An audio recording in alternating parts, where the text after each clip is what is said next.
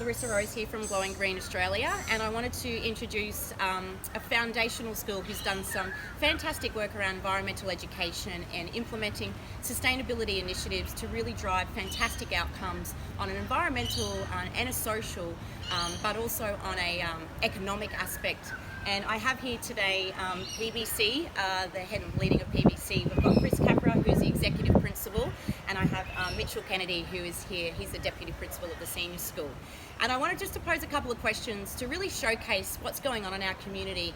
And it's really valuable to get that communication out there to let everybody know how progressive a school like PBC has been to deliver outcomes around those initiatives. So Chris, about 18 months ago, just a little shy, maybe 2 months or 2 years before you came to the school, we first started this conversation, and I just really wanted to understand what it's meant for PBC to showcase the initiative in environment and sustainability over this time period.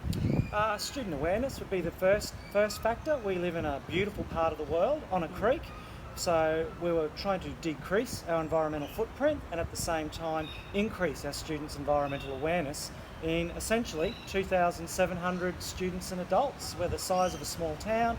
It was important for us to, I suppose, take more care of the environment that we live in.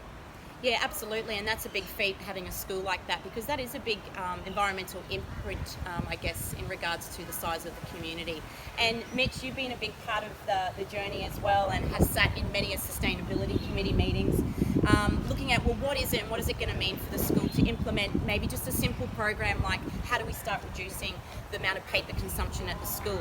So I'd really value, Mitch, hearing about how you've seen that progression over the 18 months, physically by implementing it, and you've definitely helped enable and drive that in the school. How's it been from the teacher and student perspective from what you've seen over the 18 months? Yeah, well look, it's been good. Sustainability and sustainable practice is now something that we explicitly teach, not only our students, but as Chris said, also our staff. I think the students are very aware of recycling programs. They understand what recycling is and what it looks like at our school now. They understand what their paper consumption means and the impact that it has on their backyards, essentially. We are now in a position 18 months down the track where we know we're a leader in the community in terms of sustainable practice. We have stronger relationships with the other leaders in our community around some of the things that we've managed to do, so it's been a really good stepping stone. Yeah, brilliant. And I guess my last question is, well, from what are we going to do now, like from where to now for the school?